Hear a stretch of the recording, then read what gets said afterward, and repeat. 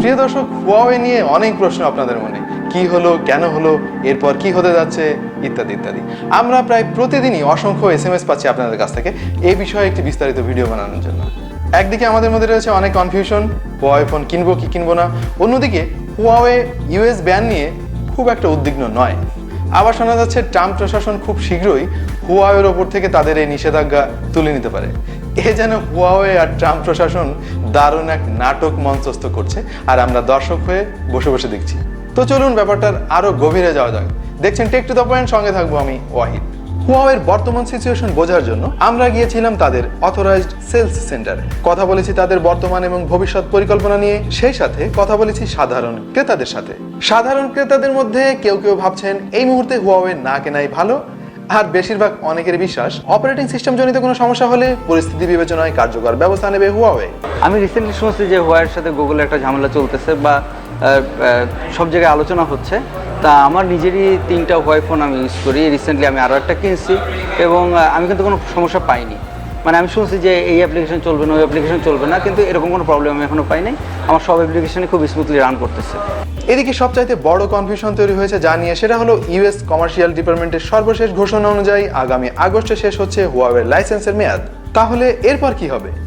সমস্যা হলে কে রিস্ক নেবে? এটার রিস্ক নেওয়ার তো মানে আমি কাকে বলবো অথবা কোথা থেকে প্রবলেম সলভ হবে, এটাই দেখার বিষয়। ট্রুলি বলতে যে আমার অপিনিয়নে মানে যত সব ভেজাল চলতেছে এখন না কেনাটাই বেটার। বাজারে থাকা হুয়াওয়ে স্মার্টফোনের ভবিষ্যৎ নিয়ে অবশ্য অনেকেই উদ্বিগ্ন। অনেকেই ভাবছেন ফেসবুক, ইউটিউবের মতো জনপ্রিয় মোবাইল অ্যাপ্লিকেশন পরবর্তীতে এতে সাপোর্ট নাও করতে পারে। ছড়িয়ে যাওয়া এই রকম আরো ভুল তথ্য বা গুজবের জন্য রিসেন্টলি তাদের সেলস ড্রপ করেছে উল্লেখযোগ্য হারে।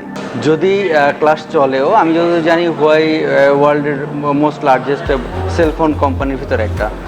তারা যদি কোনো সমস্যা পড়ে, আমার মনে হয় তারা এটা ওভারকাম করতে পারবে, নিজেদের সিস্টেমই তারা হয়তো বা চালু করতে পারে, কারণ তাদের ইউজার অনেক। তো আমি আমার ইউজারের জন্য যদি চেষ্টা করি যে সেই রকমভাবে ব্যবস্থা করতে, বিশেষ করে যেসব ইউজিং অ্যাপসগুলো আছে সেগুলো তারা চিন্তা করে যে আমি বানাবো, তাদের টেকনোলজি আছে, তারা বানাইতে পারবে। এটা মনে হয় না এমন কোনো খুব জটিল অবস্থার সৃষ্টি করবে।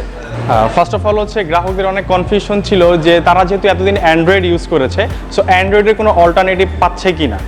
তাদের একটাই কথা ছিল যে হুয়াওয়েতে যদি অ্যান্ড্রয়েড না থাকে তাহলে তারা কীভাবে ফোনটা ইউজ করবে। আর এই সবগুলো কোশ্চেনের অ্যান্সার রিসেন্টলি মার্কেটে চলে এসছে আমাদের নতুন অপারেটিং সিস্টেমের কথা বা নিউজ লঞ্চ হওয়ার পর থেকেই। হুয়াওয়ে বলছে এটা স্রেফ ভুল বুঝাবুঝি ছাড়া আর কিছুই নয়। অবশ্য ক্রেতাদের আস্থা ফিরিয়ে আনতে তারা চালু করেছে মানি রিফান্ড প্রোগ্রাম। তার মানে বিক্রিত হ্যান্ডসেটগুলোতে যদি কোনো অ্যাপ্লিকেশন সাপোর্ট না করে তাহলে গ্রাহককে সম্পূর্ণ টাকা ফিরিয়ে দেওয়া হবে। মানি রিফান্ডটা হচ্ছে রিসেন্টলি যে আমাদের ইস্যুটা চলছে গুগল নিয়ে যে প্রবলেমটা চলছে, সেখানে হচ্ছে আপনার গুগল রিলেটেড কোনো অ্যাপ যদি আপনার ডিভাইসে না চলে সেক্ষেত্রে হুয়াওয়ে আপনাকে 100% মানি রিফান্ড করছে। মানি রিফান্ড প্রমোশন ঘোষণার পর ধীরে ধীরে স্মার্টফোন ক্রেতাদের আস্থা ফিরে আসতে শুরু করেছে, আর আবার বিক্রি বেড়েছে হুয়াওয়ে স্মার্টফোনের। মানি ব্যাক গ্যারান্টির পর থেকে আমাদের সেলটা মোটামুটি আবার আগের মতো স্টার্ট হওয়া শুরু করবে, অলরেডি করেছে। প্রিয় দর্শক, অবস্থা দৃষ্টে মনে হচ্ছে হুয়াওয়ের সঙ্গে গুগলের রিসেন্টলি যে ঝামেলা চলছে ব্যাপারটাকে হুয়াওয়ে মোটেও পাত্তা দিচ্ছে না। আর আর্ক ওএস অপারেটিং সিস্টেম তো আসছেই, সুতরাং আমার মনে হচ্ছে আমরা অনেক ভালো কিছু পেতে চলেছি সামনে। আগামী সেপ্টেম্বরের মধ্যে আমরা দুটো ঘটনা দেখতে পারি।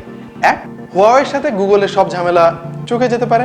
2, আর্ক অপারেটিং সিস্টেম নিয়ে হুয়াওয়ে বাজারে আসতে পারে এবং গুগলের উপরে তারা তাদের নির্ভরশীলতা কমিয়ে দিতে পারে। ফাইনালি কি হবে সেটা দেখার জন্য আমাদের আরো কিছুদিন অপেক্ষা করতে হবে। তবে আর যাই হোক, অ্যাপ ব্যবহার সম্পর্কিত কোনো ঝামেলা হবে না এ কথা নিশ্চিত করে বলা যায়। তবে আমার ব্যক্তিগত অভিমত, অ্যান্ড্রয়েড ব্যবহার না করার কারণে আমরা চোখের সামনে যেমন নোকিয়ার পতন দেখেছি, হুয়াওয়ের ক্ষেত্রে তেমন কিছু ঘটবে না।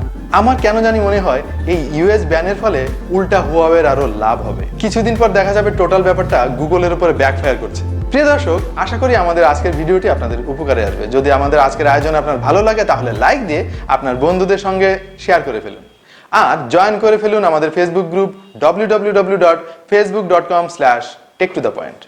দেখা হবে অন্য কোনো ভিডিওতে ভিন্ন কোনো কন্টেন্ট নিয়ে। সে পর্যন্ত আমি ওয়াহিদ বিদায় নিচ্ছি। টাটা।